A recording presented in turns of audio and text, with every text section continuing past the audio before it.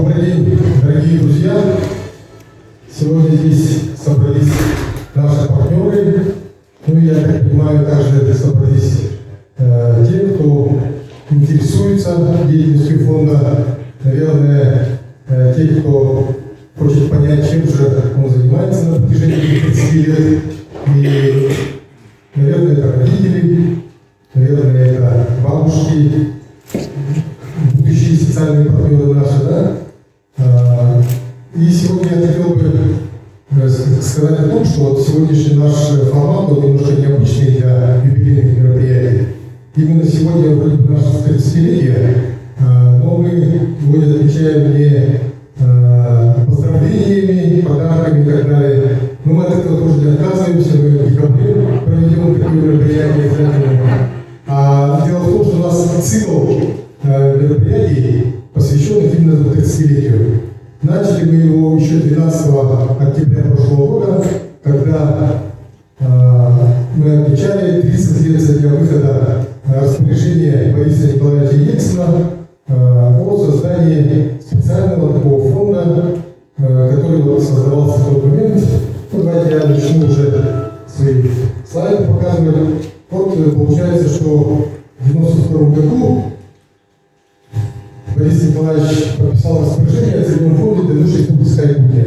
Ну, вы знаете все, что это были за годы, и что это было за время, когда начиналась новая Якутия, и часть продажи возобновляемых ресурсов стала оставаться в республике, и вот такая структура была предложена уже республикой, и Борис Николаевич это распоряжение подписал.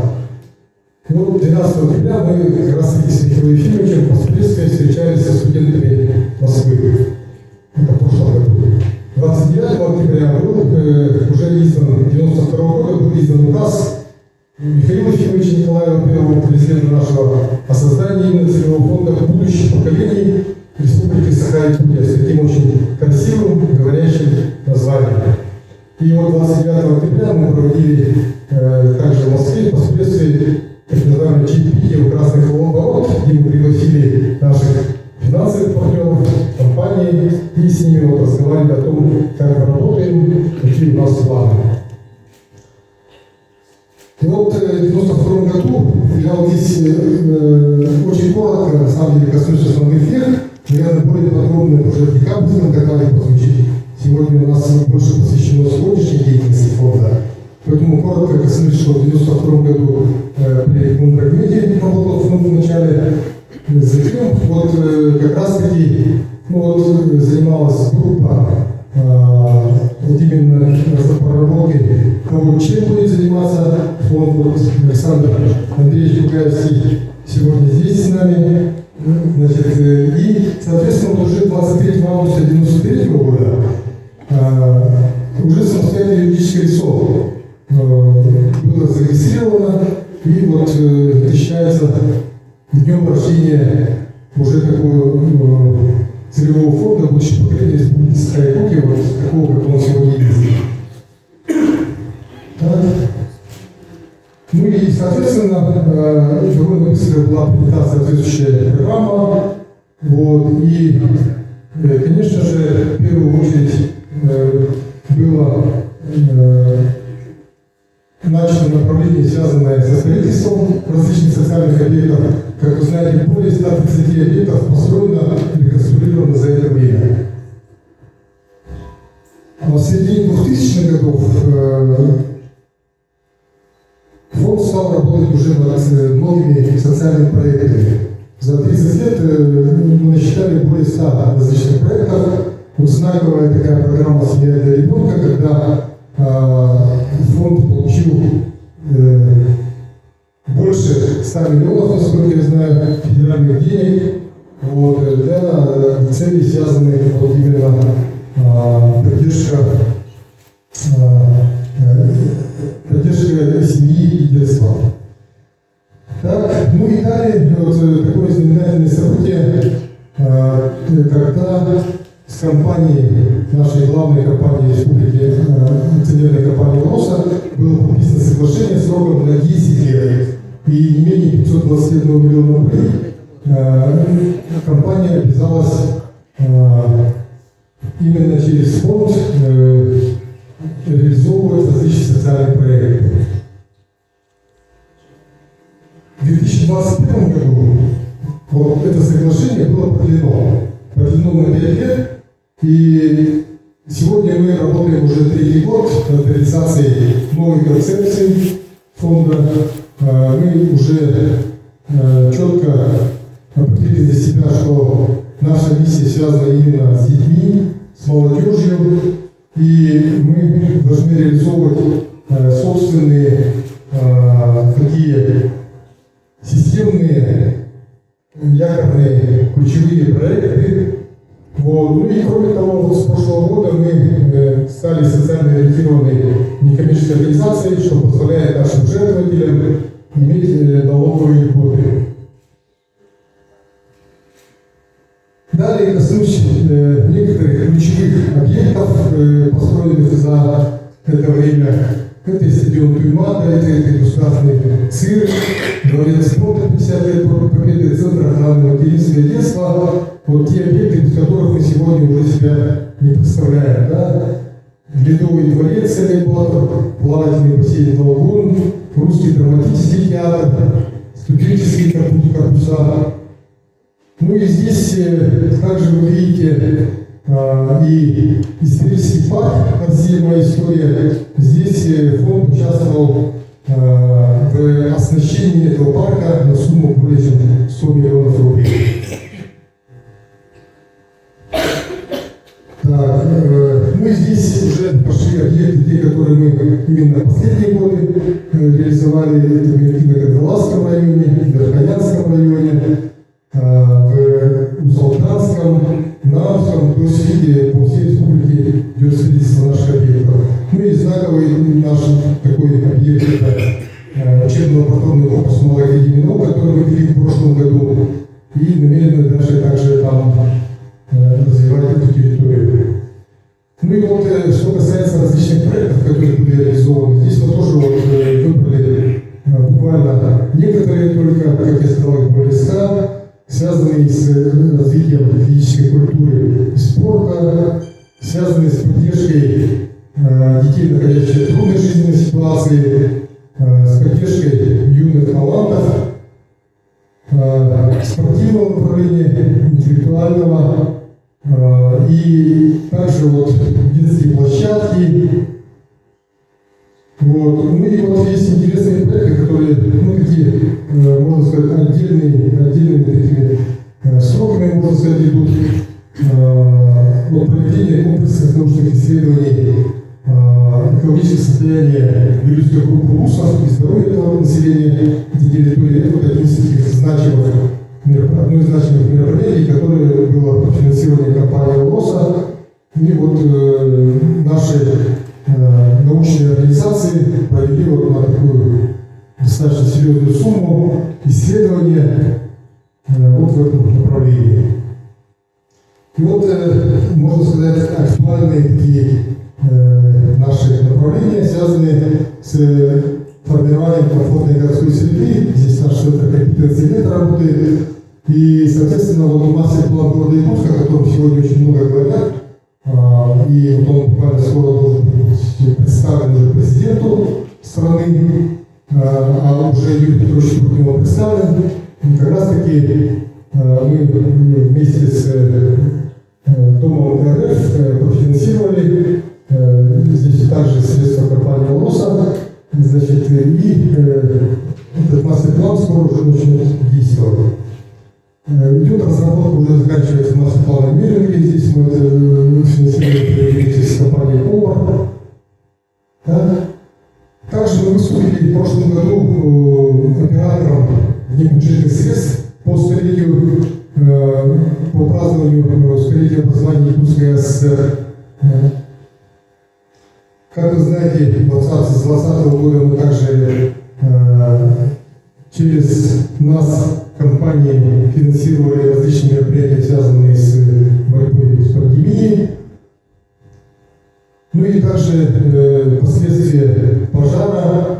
Также здесь несколько компаний пришли на помощь. Алоса, Роснефть, и полюс Алдан. И, соответственно, в очень короткие сроки было восстановлено целая деревня. Это была такая очень большая работа, более 1000 различных договоров. Ну и, соответственно, результат есть, жители довольны. Буквально недавно сам у них интересовался, все у них хорошо. Дальше вот с нашими совместными партнерами мы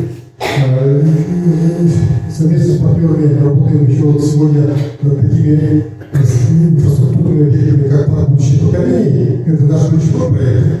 Мы в 2025 году должны его ввести, но сегодня уже у нас реализуются различные образовательные проекты. Мы специально создали такую группу, которая работает над тем, чтобы уже сформировать такое сообщество, которое уже в 2025 году просто зайдет в парк и будет там работать. Это довольно-таки интересный будет проект вообще сам по себе, потому что это не то, что одно юридическое лицо там будет проводить образовательную программу, а там будет целый такой кластер образовательный, там национальная библиотека, другие резиденты, с которыми мы сейчас начинаем нашу работу. С Мирным мы также отдельно работаем. Вот сейчас идет реконструкция, значит, СОЖ номер 1, то есть строительство, получается, второго корпуса. Так, ну и идет у нас сейчас проектирование, точнее, здесь уже проектирование закончилось. Здесь достаточно серьезная сумма получилась по спальному корпусу Пиндай. Мы намерены приступить, но сейчас пока решаем с дополнительными источниками. Так, есть также отдельная у нас интересная программа развития системы водоснабжения Вилюйской группы вузов. Но здесь не только Вилюйская группа вузов, здесь еще Жиганский район. Мы говорим о проекте «Чистая вода» вместе с Министерством ЖКХ работаем над тем, чтобы обеспечить качественной питьевой водой вот это наше население. Проект Центра компетенции, который уже сегодня упомянул, здесь приведены цифры 2022 года. Да? На самом деле уже сегодня, в 2023 году, порядка миллиарда рублей уже привлечено для формирования комфортной городской среды, комфортной среды вот, для наших населенных пунктов. Единый ресурсный центр поддержки социально ориентированных некоммерческих организаций, развития гражданских инициатив. Это проект у нас продолжается еще с 2019 года. Вот. И, соответственно, здесь, как вы знаете, у нас в республике более 2000 некоммерческих организаций. И наш единый ресурсный центр, который Анатолий здесь находится, значит, работает с ними для того, чтобы вот как раз таки помочь им с методической точки зрения правильно оформлять проекты, формировать их, выигрывать гранты. Здесь тоже у нас достаточно большие суммы привлекаются из различных фондов. Ну и самостоятельный проект, вот сам фонд также единый ресурсный центр выиграл грант президентского фонда культурных инициатив по созданию арктических креативных пространств в населенных пунктах арктических районов наших. Вот наш один из ключевых проектов, да, это руководительство. Вот руководитель Семен Федорович здесь тоже находится.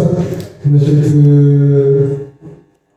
мы долго думали над тем, что должно стать таким, можно сказать, базовым таким инструментом для нашей деятельности. И поняли, что нужно нам наши проекты реализовывать именно максимально экспертно. То есть понимать, как развиваются наши дети в психическом плане, физическом плане. И создали вот такую исследовательскую лабораторию. И у нас очень много партнеров, ведущие научные центры страны, и Московский университет, и Институт реакционной педагогики, Институт психологии РАО, Международная педагогическая академия дошкольного образования. И, соответственно, мы проводим как исследования, так и разработку различных программ, методик, технологий и внедрение их в образовательные организации нашей республики. Вот я упомянул уже сегодня про парк будущего поколения. Здесь как раз-таки слайд, на котором вы можете видеть наши некоторые только ключевые проекты образовательные, которые реализует наш парк будущего поколения. У нас создана автономная некоммерческая организация отдельная, несколько человек не работают, и вот уже видите, более 7 тысяч школьников мы за 2 года охватили.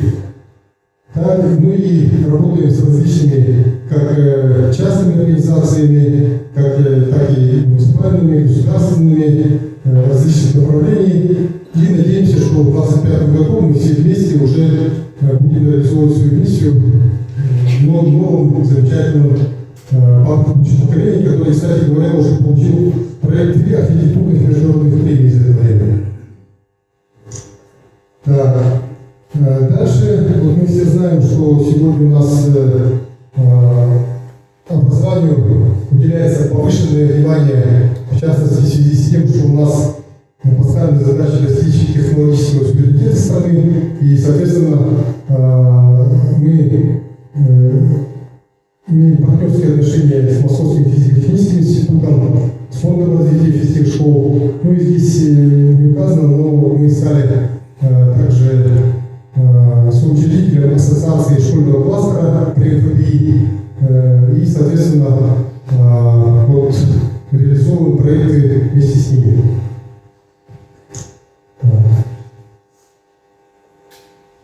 Вот один из наших проектов, который родился в связи с тем, что в 2020 году, когда меня назначили руководителя фонда, обращались в инициативном порядке разработчики различных проектов, различных таких инновационных центров.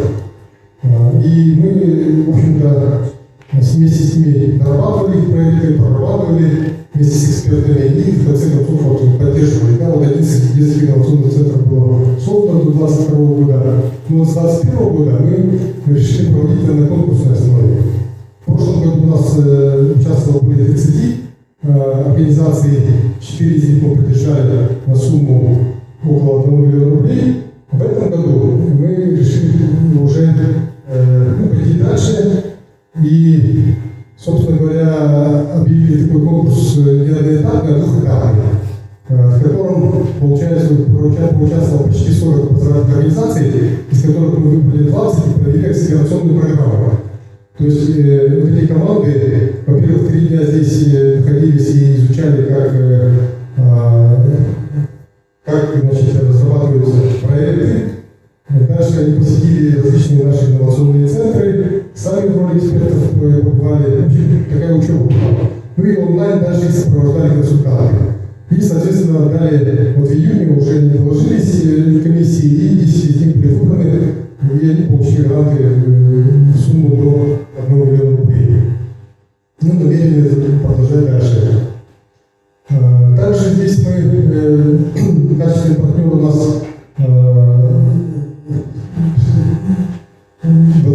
было Якутское региональное отделение Всероссийского общественного движения «Мать России», поскольку Петровна здесь тоже.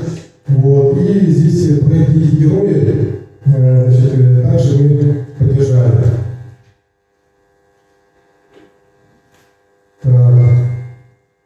Вот то, о чем я говорил, про различные технологии, программы, методики, да, вот такой проект междисциплинарного обучения мы внедряем по республике. Уже 7 школ, 1 колледж участвует в нем.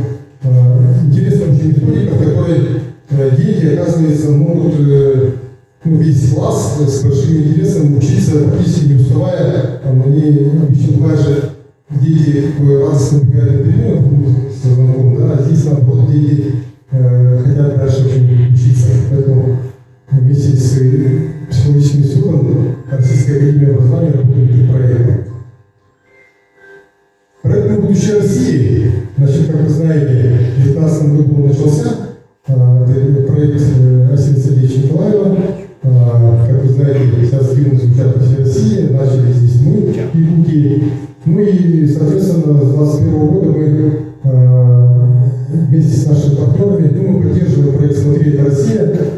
руководитель этого проекта, руководитель проекта «Будущее России». Он получается как зонтичный такой проект, который включает якорные проекты, которые мы распространяем по всей России. Вот сейчас это проект «Смотрит Россия». 3 года уже все регионы России без исключения участвуют. А главный организатор – это Центр образования «Юные якутяне». Тоже наш партнер. И вот конкурсная профессия IT, которая уже проходит, скоро уже 10 лет почти, успешно проходит по нашей республике, мы сейчас его распространяем на федеральный уровень. Мы также как раз таки с IT-сообществом республики вот этим занимаемся. Проект «Сотворение будущего», проект, который сейчас только разворачивается, поскольку мы сейчас начинаем взаимодействие с ребятами, которые находятся за пределами республики, помогаем им вообще стажироваться в различных компаниях, помогаем им как-то быть вместе со всей республикой, можно сказать. Вот как раз таки 12 октября несколько наших руководителей организаций с интересными проектами рассказали о том, что происходит в нашей республике, нашим ребятам, которые не секрет, как правило, многие хотят остаться дальше, там учиться и так далее. Это, конечно, хорошо, но вместе с тем хотелось бы, чтобы они не отрывались от республики, знали, что у нас происходит, и могли также и к нам потом возвращаться и быть полезными для республики. Так. Проект «Педагогия Якутии» был реализован в прошлом году. На самом деле, это не такой еще прям проект, да? Как проект мы уже в этом году хотим реализовать, чтобы наши педагоги проходили обучение именно, да? А в прошлом году за счет средств компании РНГ были поддержаны 100 учителей премиями по 100 тысяч рублей в честь столетия республики. Вот наш, наверное, ключевой партнер, да, это региональный центр по работе с одаренными детьми, вот, в котором у нас 4 направления: наука, спорт, искусство, креативная индустрия. Вот, руководители этих направлений сегодня здесь находятся, и мы уже, можно сказать, наладили такую системную работу.